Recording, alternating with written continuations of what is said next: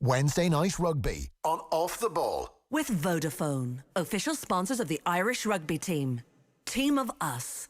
Everyone in. It's spinning! It's spinning! Jonathan Sexton has made it! Do you feel moderately happy? No, I feel like I've been kissing my sister, I suppose. In the pocket for his drop goal attempt. Here he goes, O'Connor. He's done it! That surely is the Grand Slam. We target players all the time. That's part of rugby, isn't it? Let me know. Sexton, wonderful pass and Stockdale finishes. There'll be more than grenades. There'll be full tanks and full shells landing on the Aviva. Grand Slam winners on St. Patrick's Day at Twickenham.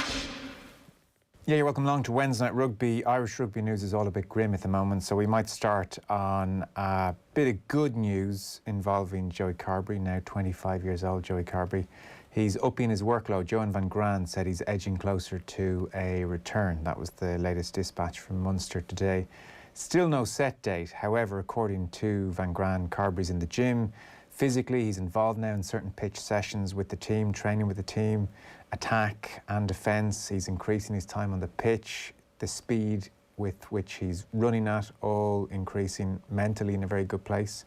And Munster, of course, at Murrayfield this weekend against Edinburgh. Craig Casey, Andrew Conway, Shane Daly, Chris Farrell all return to the province. So that at least, Ruaidhri O'Connor of the Irish Independent, is some good news to kick things off on. Definitely. He could potentially be the missing link for this Irish team, not to put too much pressure on his shoulders straight away. And I think it is But important. He could come back and solve everything. Yeah, he's the Messiah. No, I mean, not to put. I think it's important not to rush him and to give him time and space to test all of his ankle, ease his way back in. It's been 13. It'll be possibly 14 months by the time he actually comes back. So I mean, and we've seen Dan Levy's had to go for surgery this week on his knee. So that's maybe a caution. I think Johan van Graan spoke today about how that is a bit of a cautionary tale, and Leinster haven't rushed Dan Levy in any way. They've been very, very patient with him, but this is the nature of the game they're playing, and Joey Carbery does have a fairly stacked injury list, kind of injury CV, I suppose, at this stage. But in terms of his playing ability when fit, his potential to get even better, and his capacity to come straight into the setup and challenge Johnny Sexton as a starter, but also potentially offer them a second distributor option from fullback. It's hard not to think that he's been a massive loss to this Irish setup for the last pretty much since the World Cup, because he wasn't really himself at the World Cup and was missed massively. And he will be a huge asset to Andy Farrell, considering what's going on with Ireland at the moment and all of the discussions around both the attacking game plan and the succession plan at number 10. Niamh, you know firsthand about serious injury and coming back from serious injury, unfortunately. And in Carbery's case, this is all very positive, and yet, as I suspect you do know, there is probably a very big difference between this controlled environment where he's probably not running flat out, where he's not twisting and turning without a fair degree of conscious thought at the moment, as opposed to full-on test-level demands. Yeah, absolutely. I think it'll probably be this time next year where we'll see the real Joey Carbery back. It's going to take that length of time. I think if they're going to ease him back in and they're going to mind him, like they say they are, which they absolutely should do. And, to be fair to Leinster, they've done the exact same for Dan Levy. And look, it's great news. I think you'll see. I was in and around the high performance unit yesterday in Munster, and you could just see that there was a really good buzz around. And for him himself, more importantly, I think to be, it's very difficult to stand on the sidelines, and while you're in meetings and you're there, you're not really there. It's very hard to feel a part of it. So I'd say now he's probably buzzing, to be fair, to be able to get back in. But I think caution should be the word to be used, and patience for the next while, and just let him get a few games under his belt in terms of playing rugby week in, week out for Munster, because it's going to be consistency now that he'll need. Yeah, for sure. And like I said, there's still no set date for his return. Rory, on the French camp then, Fabien Galtier has tested positive for COVID. What's the latest there? Yeah, William Servat tested positive today, and it looks like the Sevens team have gone into isolation, and they trained with the French squad last week. So probably a little bit of concern there. Although Ireland have returned a full case or full batch of negatives, so there's no sense that it's impacted on Ireland. And it does sound like I think all the French players were okay, but it's the coaching staff who've been affected. So, I mean, considering the French government were pretty concerned coming into this about letting the whole tournament go ahead, it's not ideal that the French setup have had the first outbreak, other than Josh Adams going to his gender reveal party, which wasn't an outbreak but was a breach. But it's not great for the tournament, but there's no sign that it's obviously going to affect France ahead of their next game. But it doesn't sound like it's having any wider ramifications beyond that just yet. Yeah. And from a French point of view, Rory, so I presume if their game against Scotland was this weekend, there'd be all sorts of trouble in the air. The fact is they have that extra week to get ready and get out of isolation. Yeah, I mean, I'm not sure what the rules are in France, but I mean, was it a 10-day isolation if you're positive at the moment? So, Eddie Jones missed a good chunk of England's build-up to the opener. He did the Six Nations launch from isolation. Whether that fed into their underperformance against Scotland, I wouldn't be so sure. But certainly, it's going to be very hard to run a team from your hotel room or from your home. I'm sure their staff, they're at this stage of the tournament, you're implementing stuff that's already been put in place. But at the same time, if the sheriff is not around to kind of marshal the troops, is there a fall off in standards? Maybe if Sean Edwards is the man driving things, that doesn't happen. But yeah, it's definitely disruptive. But this French team seemed to thrive a little bit in kind of less structured environments. They're not as reliant on being overcoached as other countries. So, and they're quite young and quite adaptable, I would imagine. So, no, it's definitely it's going to be a key focus for them going into that Scotland match, and it probably levels the playing field somewhat, with Scotland also looking for a bit of a response. And no one wants their bubble to be breached at the moment. It's pretty much it's not the worst thing that could happen, but it's high up there. So I want to get your thoughts, obviously, on the Irish performance. Niamh, what's the most concerning aspect over the last two games based on what you're seeing? There's a couple of things. I think we've conceded very soft tries from individual errors, particularly on the edges, which is a little bit concerning. And then our attack, it's very lateral, it's very flat. I know that you've had Brian Driscoll and Keith Wood and Liam Tolan, and they've all spoke about it. But for me, it's really disappointing to see so many good players that we finally have, in that back line, and not being able to use them. I'd say it's very frustrating for them. That's the most damning thing in some ways. Like, I saw Sam Warburton picked his Lions team thus far in the championship and had Henshaw and Ringrose in the team. So we have Henshaw and we have Ringrose there. We have James Lowe, who's all action for Leinster. We have Keith Earls, who, when he's not having to chase box kicks all day, is still a bloody good player. We have Hugo Keenan. We saw his hands against Munster at Thomond Park, and they are reduced as a cohort to looking like they don't have much going on, Niamh. Yeah, look, I think, that still that did the rounds on social media during the week on, the stolen line out, and they look up and it's almost like a fear of failure, a fear of making a mistake. I'm not sure, what that atmosphere or what the repercussion of trying to have a go brings to them in the review the following day. But I think that was probably the most concerning thing. I think if you look at their attack, when they get into phase play, it's almost like they come really late around the corner. So their hips are at the touchline, but there's nobody there to straighten the line. So you're kind of just depending on Gary Ringrose to try and tuck the ball under his arm and have a step back inside. But, if I'm defending Ireland, I'd be delighted I'd actually nearly be giving them the ball and let them make mistakes and live off that, as opposed to feeling fear when they have it, because they don't exploit it. And I felt at times, they looked to get the ball to the edge but never moved forward. So basically, Billy Burns passes to Robbie Henshaw, he doesn't move any steps forward. He passes to Ringrose, doesn't move any steps forward. So as a defence, it's really easy just to shepherd across and use the touchline as an extra defender. And at the first game, I thought that Ireland were chasing their tail a bit because they were down on a player and that they were late coming around the corner all the time. But it must be a ploy that they're an attacking, way. It must be a way if they want to attack that they're going to, come late. But it makes very little sense to me, because you're either depending on Gary Ringrose or your winger to get the ball in very little space and try and create some magic. I can't see the sense of it, really, to be honest.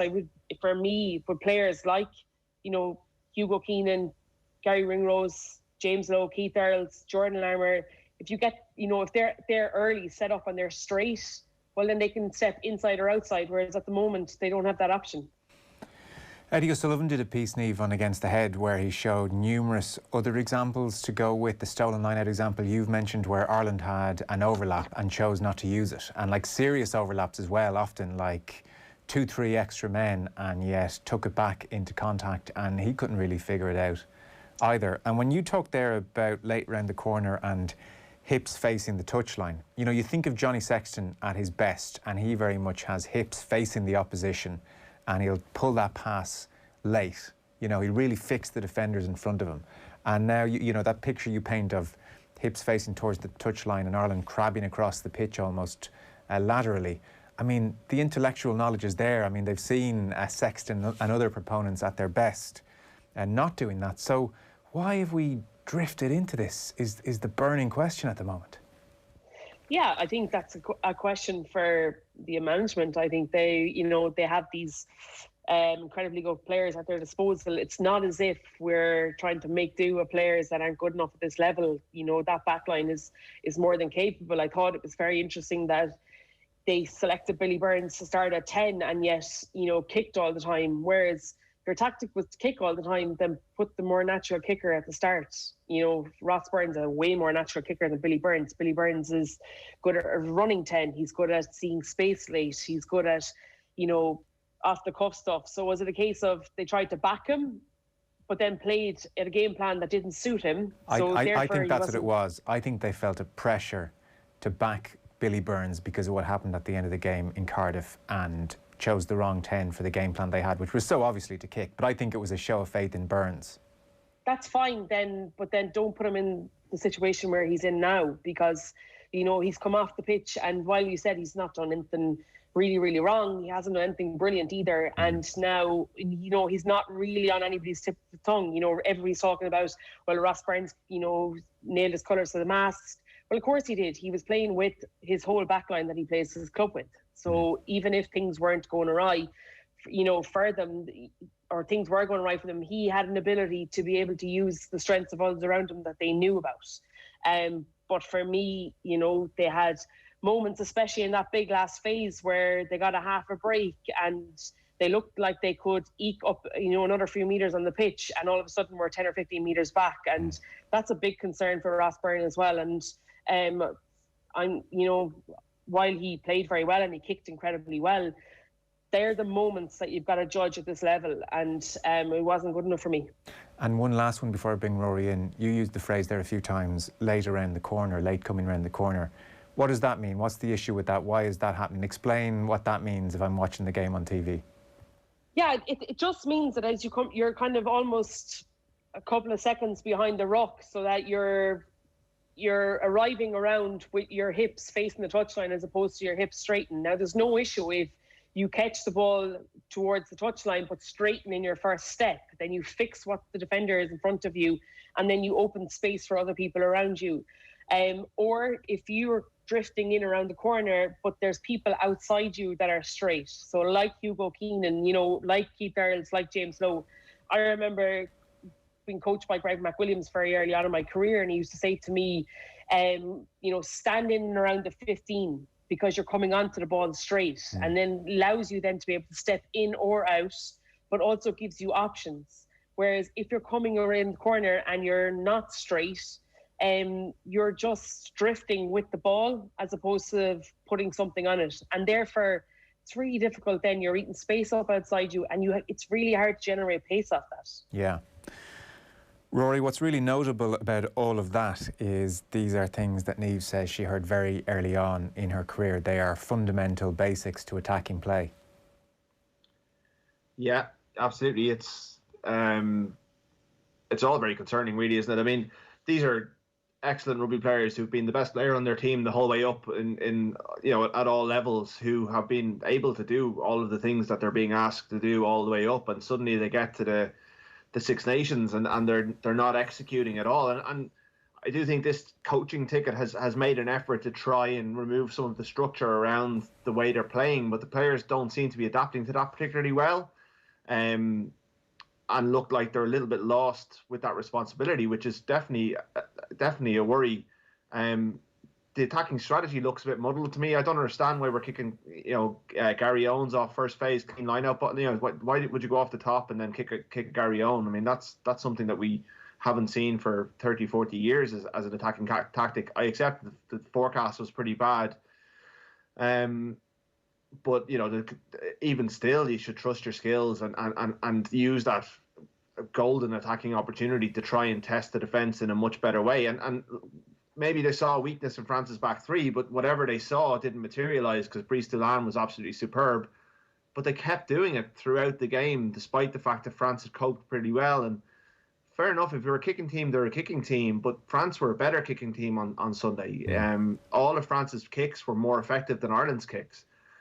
Selection is a big issue because I think the squad selection at the start has left them a little bit of a hostage to fortune. I mean, he ended up starting Gibson Park, who is I think he's a perfect sub, but is not a great starter and is very much a running tempo number 9. And he was trying to play a game control role at 9.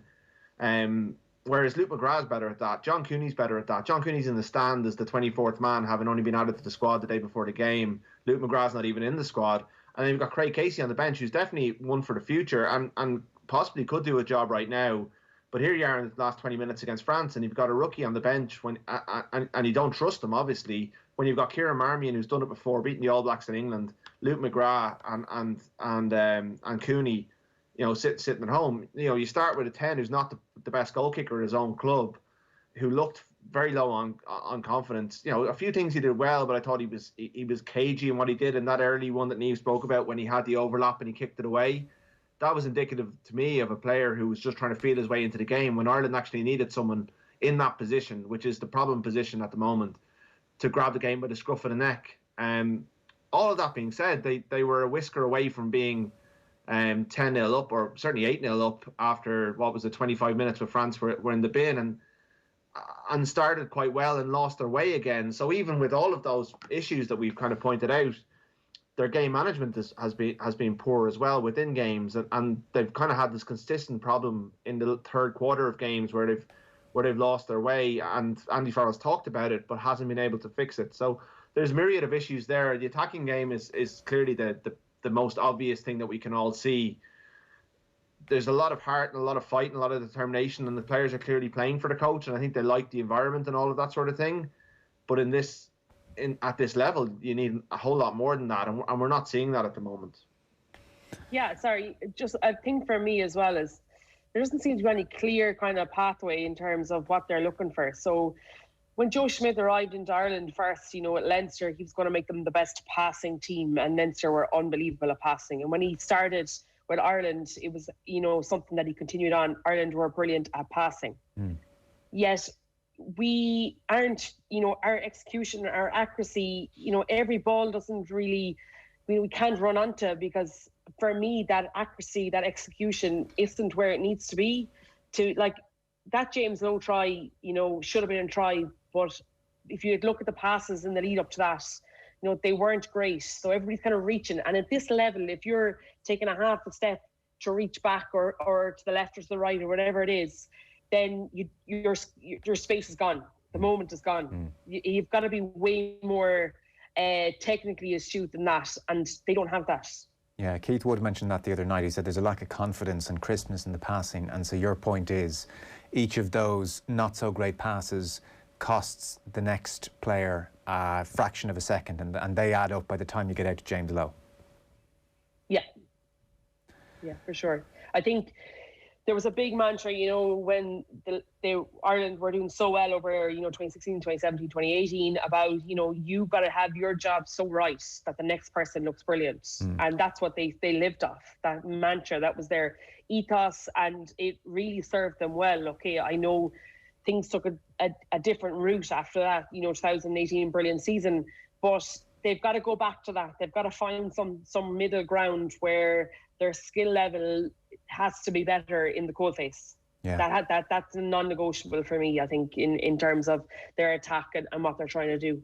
Yeah, I'm glad you raised the point of skill and not making mistakes, because, Rory, I think we have just become a team that make what you would call uncharacteristic mistakes, but now if we keep making them 2 years on, they just sort of become characteristic. Like, they've become a team that unfortunately makes silly errors, and the initial reaction as viewers to go, oh, well, look, that's not like that player and he's a better player than that. But for some reason, that's almost infected the team a little bit. And Niamh talks about ethos as well. And it was very interesting listening to Andy Dunn on Off the Ball on Sunday after the game.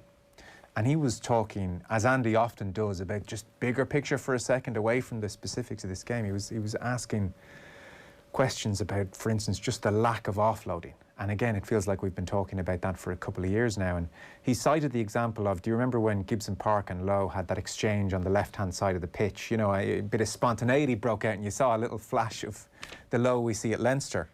And Andy made the point that nobody around them was alive to the moment and went with them.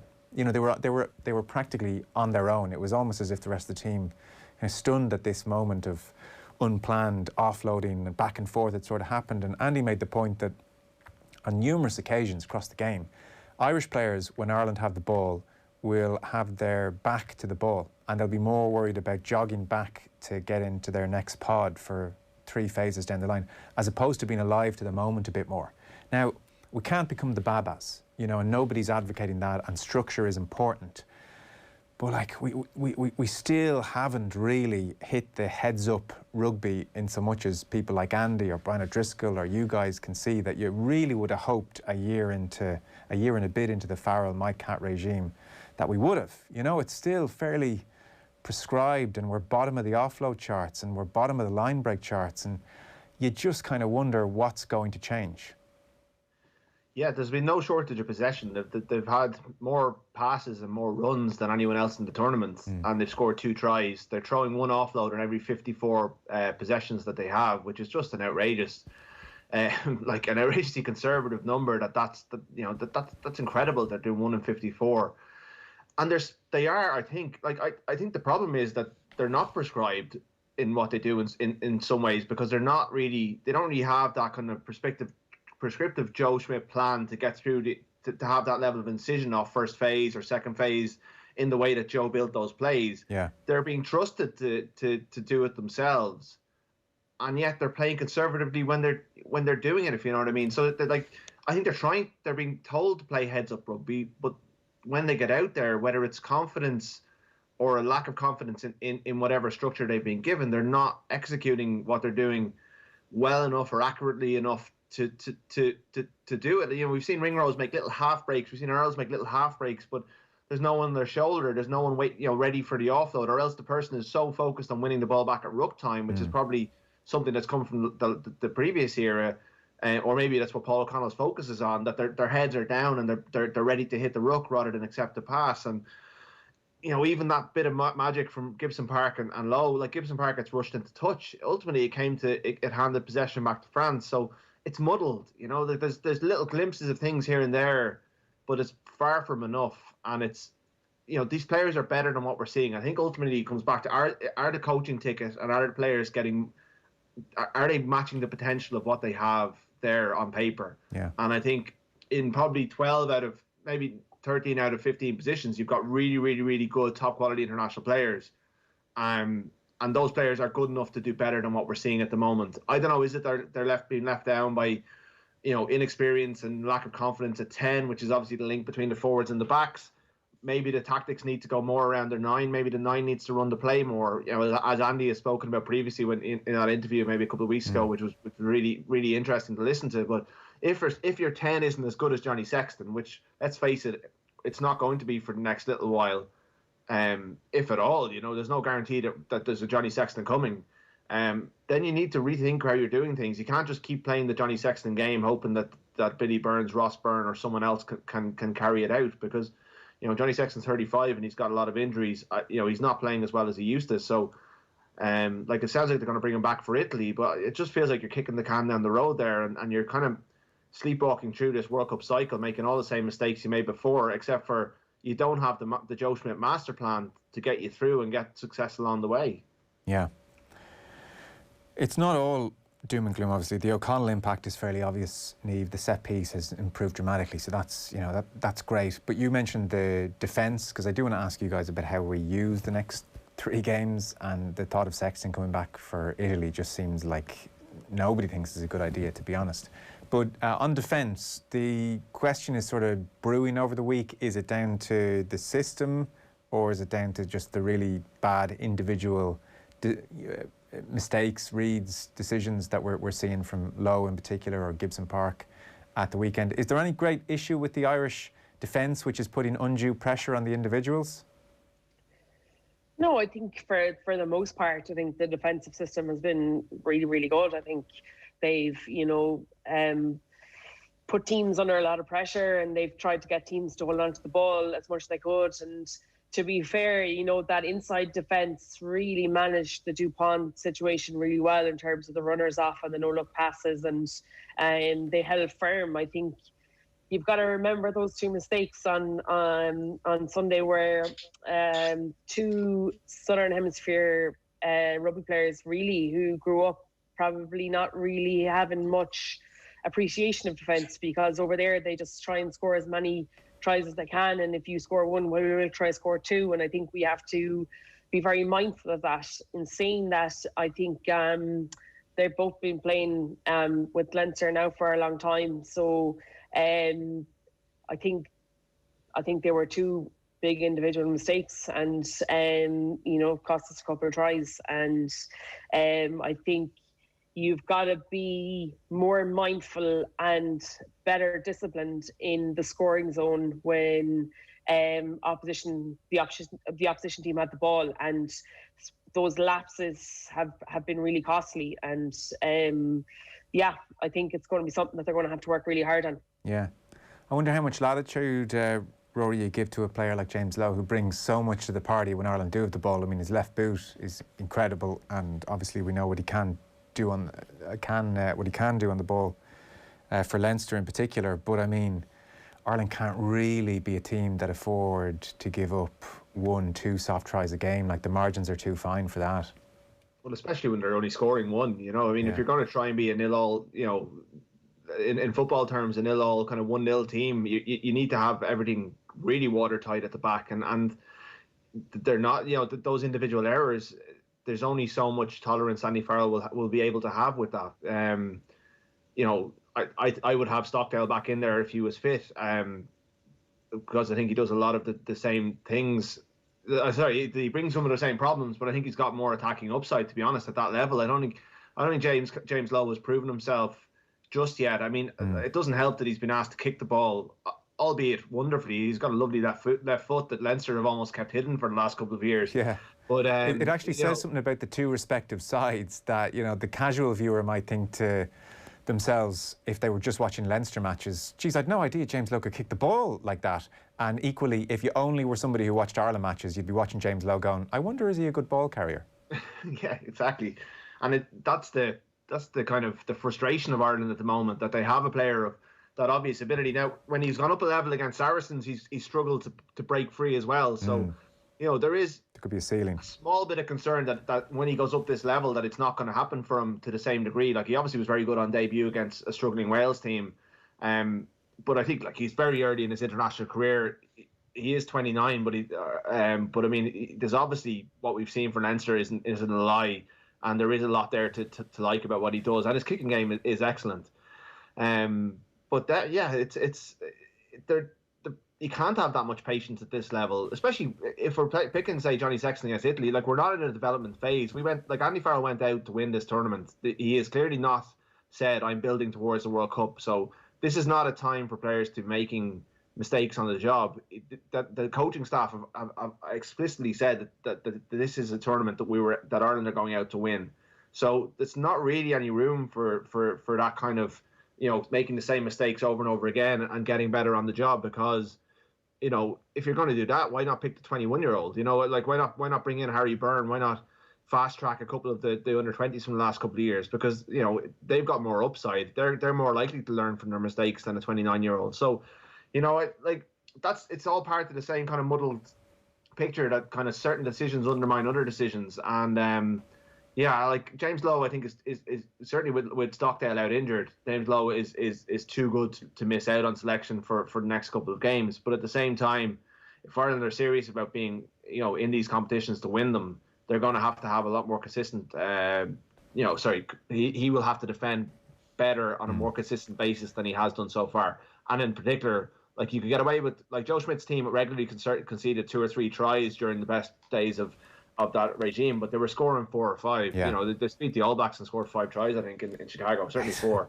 It feels a long way away right now, doesn't it? Absolutely, yeah. Our rugby coverage and Off the Ball is with thanks to Vodafone, official sponsors of the Irish rugby team of us, everyone in. A final word from Niamh Briggs and Ruaidhri O'Connor. We've 3 games remaining then. Italy away next up, then Murrayfield, then England. There's a perverse kind of logic here. On the one hand, the pressure is off because Ireland are out of the Championship and out of the Triple Crown. And on the other hand, the pressure is now massively on because they're out of the Championship and out of the Triple Crown and 0 for 2. So there is now serious scrutiny on Farrell. He really doesn't want to end up on March 20th 0 for 4 from these games. Rory, so this Sexton coming back in for the Italy game, we're basing this on things Farrell has said, are we?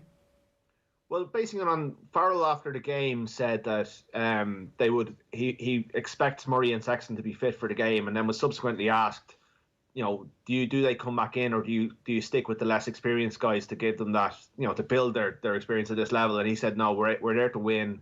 You pick the best team to win the game on the day. And I think everyone interpreted that as Sexton and Murray, and Sexton is the captain after all.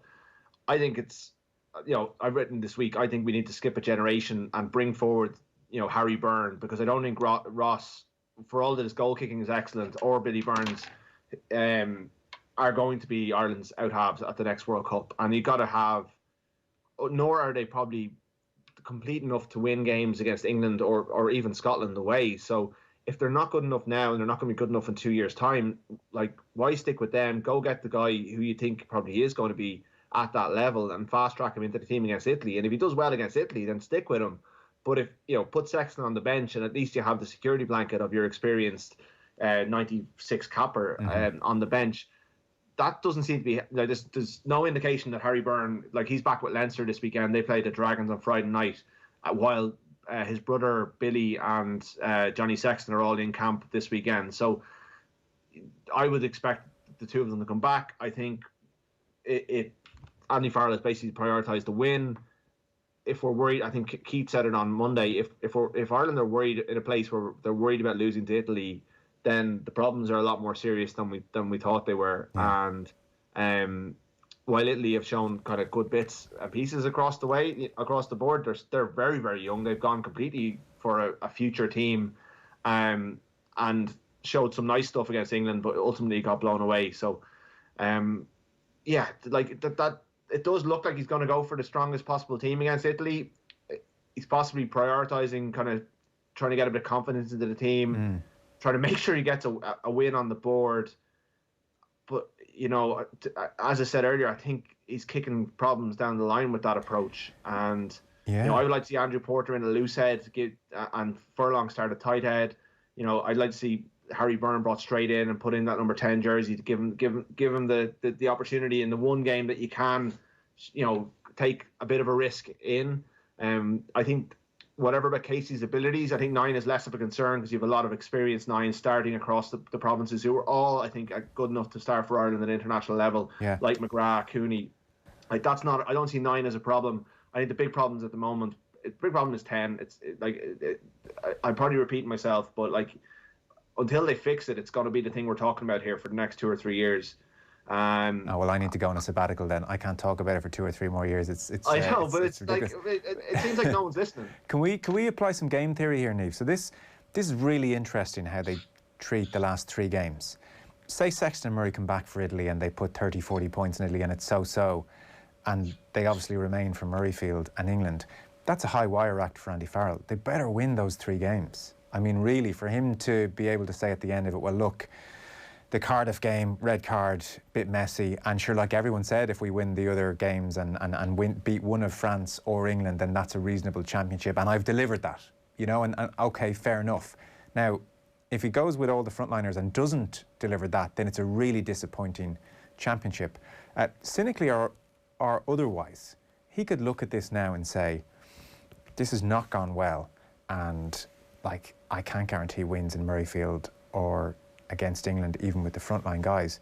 There's a real argument if I bring in Harry Byrne, if I bring in Craig Casey, if I throw one or two others in there, and I announce to the general public, this is the plan. It's now about World Cup 2023. You're going to have to give these guys a break. You know, I think the country would be very sympathetic towards that, and I think there'd be no persecution of Harry Byrne or Craig Casey, and there'd be an understanding, well, that's why we lost to Murrayfield and it's great experience, and that's why potentially we lost to England. And maybe from a PR point of view, there's a way out of it that way. But like, geez, if he's bringing back the big boys and you know, then he better make damn sure he wins, or he's going to have an awful lot of questions. And look, maybe David Nucifora has to come into it here. Like, the RFU might well be saying to Andy Farrell behind the scenes, each win is a lot of money. You make damn sure you win these games and don't worry about next year or the year after. This is all swirling around right now. How would you like to see Andy Farrell approach these last 3 games? I think you do a lot of thinking off camera and off radio. I have a very exciting life, Niamh, I have to tell you. So I would think that the end part there, so I think the winning the games, the given the times at the moment, I think it'll be important to win and gain as much money as they can in order to stabilise what's happening behind the scenes. I also think Andy Farrell will want to win against Italy and put up a big score or a good performance, so that they can carry momentum and confidence into it. It's funny, you know, after the game on Sunday, the narrative was across the media, you know, depleted Ireland lose against France, or run France close. And like, I just was like a bit of a giggle, because to be fair, bar Johnny Sexton, the rest of the team were thereabouts as international. France were missing their out half and Vakatawa. Completely, and also France probably left 2 or 3 really easy tries behind them, and that's, you know, they were definitely 20 points, you know, but better than Ireland, I thought last weekend. Yeah. So I think you're definitely looking at taking pressure off in terms of if you play the young lads, but then you also run the risk of damaging them and their confidence. And this group of players, you know, as Rory mentioned earlier on, like they're really trying. Like they're backing this coaching ticket, and they, you know, they'll want to go and try and fix things. For me, it's not really about the players that are playing or starting. I think it's about the game plan. I think it's about what's going on behind the scenes. I think question marks have to be about how they attack and how they want to attack. There needs to be almost like a ripping up of the script and deciding, okay, this is what, you know, these are our strengths, these are our weaknesses in terms of, you know, we're not the biggest, most physical team, but we're incredibly quick and we've got good feet around contact. So let's try and work our game. Like the first scrum that we had, you know, with Keith Earls took it up, ran down, you know, Jalabert's neck, and I thought, oh my God, we're trying something different here. This is great. Then we didn't see it again for the rest of the game. We kicked off that phase. I was like, okay, no, so we haven't. So we have to be really astute in terms of, you know, they're either going to have to turn around and say to these players, we're sticking with you, the likes of Conor Murray, Jen Sexton, these guys, and saying, but this is how we're going to play. Or we're going to try the new lads, you know, the younger guys, we're going to give them their shot, and like change or change the way we play. But my argument was this week is the same as it was last week. Why isn't Harry Byrne starting week in, week out for Leinster? Why aren't Ben Healy, Jack Crowley getting more game time Munster? Well, you know, there has to be a reason behind this. So maybe they're not ready. So if they're not ready, well then how can we throw them into an international setup and expect them to do well, or, you know, and achieve things? So I think Johnny will probably start against Italy, absolutely. But, you know, I more so if Conor Murray isn't fit, you know, I think that's going to be the big narrative. While they're all saying they're all fit now, you know, I wonder if Conor Murray is going to be fit. So if he isn't, well, then you need Johnny Sexton there. But, like, it's not just about the 10. So if you have somebody like Billy Burns, Jack Carty, Harry Byrne in there, well, you know, Robbie Henshaw is a Lions player. He's more than capable of directing a backline, taking that pressure off the 10. Because, you know, I'm telling you, I played 10 and 15. If you're a 10 and you're looking at everything that's going on, you're managing forwards, you're talking to scrum half, You love nothing better than the 12, 13, 15 saying, give me the ball. Just give it to me. We'll look after it. Yeah. There doesn't seem to be any of that. And that's probably the biggest kind of worry that I'd have going forward for the next 3 games. Yeah, quite a few worries floating around at the moment. Niamh Briggs, thanks so much. Ruaidhri O'Connor of the Irish Independent, thanks a million. Great to have you with us. And I should mention tomorrow, by the way, Six Nations Show Episode 2 is going to be live on our social channels. It'll be on otbsports.com and the OTB Sports app. That's at 10:30 tomorrow morning. It'll be Johnny Murphy and Alison Miller with Neil Tracy. That's tomorrow. Wednesday Night Rugby on Off the Ball. With Vodafone, official sponsors of the Irish rugby team. Team of us, everyone in.